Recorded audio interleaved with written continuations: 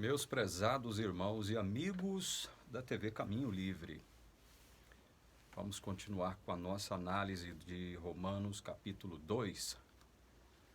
Nos últimos 2 vídeos, nós analisamos capítulo 2, versículos 12 e 13.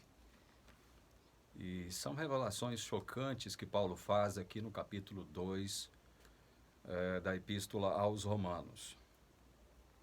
Sempre que a gente volta a um vídeo, é bom a gente fazer uma breve retrospectiva do que a gente disse no vídeo anterior, para que a gente possa contextualizar aqueles que estão chegando e que porventura não tenham visto os vídeos anteriores. No capítulo 1, Paulo faz uma introdução. Paulo diz o porquê da epístola, né? A epístola tem o principal motivo de revelar aos romanos o que é evangelho, a justiça salvífica de Deus que se manifesta no evangelho. Paulo vai tratar disso a partir do capítulo 3 em diante.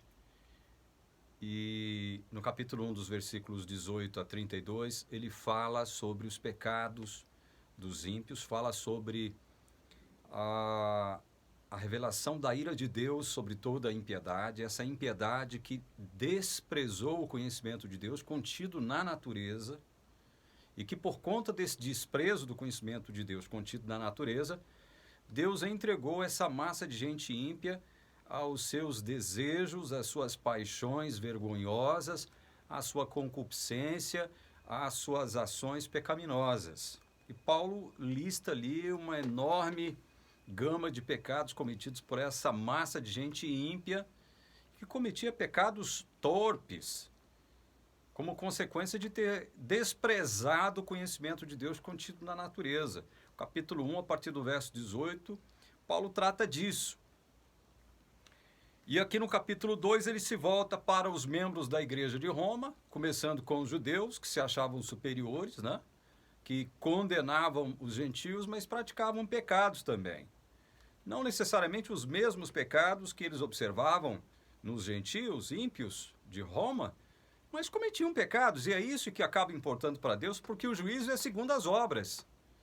O juízo de Deus é segundo as obras. E Paulo deixa bem claro aqui no capítulo 2 o seguinte: olha, todo aquele que quiser ser salvo por obras está enrolado, está encrencado, está ferrado, porque o juízo de Deus tem como critério maior as obras. E se a salvação for por obras, está todo mundo perdido, está todo mundo condenado. Em suma, em síntese, é isso que Paulo diz aqui no capítulo 2. E ele vai tratando de deixar isso bem claro, ou seja, explicando por que é assim. Eu leio então, de novo, o trecho que nós começamos a analisar, capítulo 2 de Romanos, do versículo 12 até o 16. Vamos ler de novo. Assim, todos os que pecaram sem lei, também sem lei perecerão. É o caso dos gentios, pecaram sem lei, mas que pelo fato de terem pecado sem lei, eles poderiam invocar uma suposta inocência diante de Deus, né?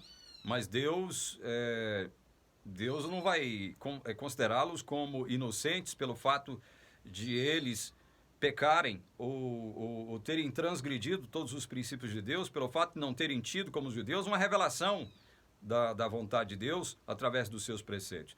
São indesculpáveis. É isso que Deus está tentando dizer aqui através de Paulo, no versículo 12. Todos os que pecaram sem lei, também sem lei perecerão. E todos os que pecaram sob a lei serão julgados pela lei. Então, olha, o que nos iguala enquanto humanos? O pecado. O pecado é universal. Não há como fugir desta realidade. E nós temos dito isso. Antes de você saber o que é evangelho, você tem que saber o que é pecado. E em que condição Deus te encontra quando Ele te chama para pertencer a Ele mesmo? Ele te encontra enquanto ser pecador, morto para Ele. Verso 13: porque justos diante de Deus não são aqueles que somente ouvem a lei, mas os que praticam a lei é que serão justificados.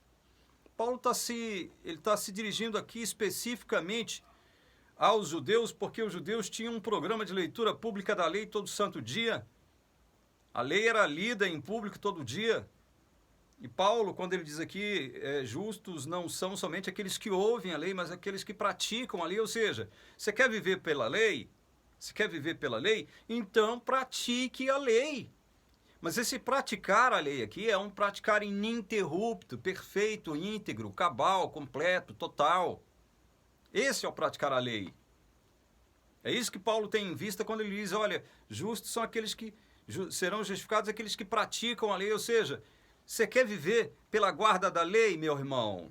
Então pratique toda a lei. Tenha em mente isso. Deus vai exigir isso de você. Pratique toda a lei. Por isso que no vídeo anterior eu disse o seguinte, eu tenho duas notícias para você, uma boa e uma ruim. A boa é que se você quiser viver diante de Deus praticando a lei, então pratique a lei. Você vai viver, mas só que tem que praticar a lei. Não pode falhar. Não pode errar. Essa é a condição. Né? A notícia má é que ninguém consegue. Ninguém consegue praticar a lei ininterrupta e perfeitamente. É isso que nós estamos deixando bem claro aqui. E eu até elenquei um exemplo. Eu criei uma hipótese aqui, o seguinte. Olha, suponhamos que tem existido na face da Terra, pode ser, quem sabe, um grupo de pessoas, não vou me ater somente a um indivíduo apenas, um grupo, né? Quem sabe uma etnia, uma nação, um povo, que tenha passado pela Terra, que tenha vivido na Terra sem ter transgredido uma só lei de Deus. Aí eu fiz a pergunta, né? Que é a pergunta que eu faço agora. Vocês acham que se houvesse existido uma nação, um povo, uma multidão, enfim, uma tribo qualquer, que tenha passado, que tenha existido aqui neste planeta e não tenha cometido nenhum só pecado, vocês acham que essa tribo estaria salva ou perdida? O que me dizem vocês? Alguns irmãos me responderam que eu fiz essa pergunta para alguns irmãos, meus amigos, pessoalmente, né? E eles disseram, não, estariam salvos, essa tribo estaria salva. Eu falei, não. Eles disseram, mas como não? Eu falei, porque eles já nasceram numa raça condenada. O pecado de Adão condenou toda a raça. Então, por mais que existisse povos, multidões, nações ou línguas aqui que passassem por essa terra sem cometer um só pecado, eles não, mesmo com isso, eles não teriam a salvação garantida porque eles já pertenciam a uma raça condenada. O pecado de Adão condena toda a raça.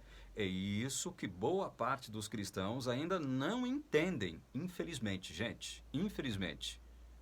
Existe uma massa de gente cristã, né? De gente que professa o nome de Deus, que professa a crença na palavra de Deus, que não sabe disso. Que por conta do pecado de Adão, toda a raça humana foi condenada peremptoriamente à morte eterna. Aí o que acontece? Deus vai desculpar o pecado? Não, Deus não desculpa o pecado. Ele não inocenta o culpado. É o que ele diz em Êxodo 34, 6 e 7. Depois você vai lá e lê. Deus é misericordioso, bondoso, longânimo, sim. Perdoador, sim. Só que ele não inocenta o culpado. Mas como é que se dá isso? Nós somos uma raça de gente culpada. Como é que Deus faz para nos salvar? Alguém tem que pagar o preço do pecado que você cometeu. Alguém poderia até dizer o seguinte, olha, eu não tenho nada a ver com o pecado de Adão, eu tenho a ver com os meus pecados. Meu querido, você pertence a uma raça que já foi condenada. E Deus considera isso. Ele condenou essa raça no pecado de Adão. Paulo vai falar sobre isso aqui, a gente vai ver no capítulo 5. Aos Coríntios também ele escreve falando sobre isso, em 1 aos Coríntios, capítulo 15. Em Adão todos morrem. Foi o pecado de Adão que trouxe toda essa desgraceira que nós conhecemos na terra, que nós experimentamos inclusive aqui. Então, não há possibilidade de alguém viver por conta da lei, né, pretendendo com isso alcançar méritos diante de Deus, méritos salvíficos diante de Deus, porque isso não vai acontecer, meu irmão. E nós não temos em nós mesmos nenhum poder, nenhuma capacidade inerente para guardar a lei de Deus de forma ininterrupta e infalível. É isso que Deus exige. Você quer viver guardando a lei? Então prepare-se para não falhar em nenhum Y, em nenhum tio, em nenhuma vírgula, em nenhum ponto. Não fale, porque Adão e Eva cometeram apenas um único pecado. Comeram do fruto que Deus proibiu eles de comerem. E por conta disso toda a raça foi condenada. Agora imagine nós pecando todo santo dia. O que a gente merece? O salário do pecado é o quê? Não é a morte? É a morte. Então não pense você que pelo fato de você guardar o sábado, você já está isento diante de Deus. Que você será selado simplesmente por guardar o sábado. Isso é bobagem. Para com isso, meu irmão. Você tem que se ater à palavra de Deus. Se o selamento depender da minha guarda do sábado, a salvação será pelas obras. Põe isso na sua cabeça. E Paulo escreve Romanos justamente para salientar justamente a impossibilidade disso acontecer. Ninguém é salvo por obras. É isso que ele deixa bem claro. O capítulo 2 é para deixar isso mais claro ainda. Olha, a real condição de vocês é essa, são pecadores. Vocês judeus, vocês gentios, estão todos no mesmo nível. Aí ele vem dizendo aqui no verso 14, quando, pois, os gentios que não têm a lei fazem por natureza o que a lei ordena, eles se tornam lei para si mesmos, embora não tenham a lei. Os gentios não receberam a revelação da lei como os judeus receberam, mas nem por isso eles serão inocentados por Deus. Por que não? Porque aqui no capítulo 1, versículo 19 e 20, Paulo diz assim, pois o que se pode conhecer a respeito de Deus é manifesto entre eles quem? Os ímpios, os gentios, né? Porque Deus lhes manifestou, verso 20, porque os atributos invisíveis de Deus, isto é, o seu eterno poder e a sua divindade, claramente se reconhecem desde a criação, sendo percebidos por meio das coisas que Deus fez. Por isso os seres humanos são indesculpáveis. Por que os gentios não serão inocentados? Porque Deus deu uma revelação natural da sua vontade preceptiva a eles também, através das coisas criadas. Por que até o gentio sabe o que é certo e o que é errado? Porque até o gentio, aquele que não teme a Deus, que não conhece a palavra de Deus, ele sabe quando ele comete algo errado. Ele sabe que existe o certo e o errado. Esse negócio de não existe nada errado, não existe nada certo, isso é coisa dos relativistas morais do mundo contemporâneo dos últimos 200 anos.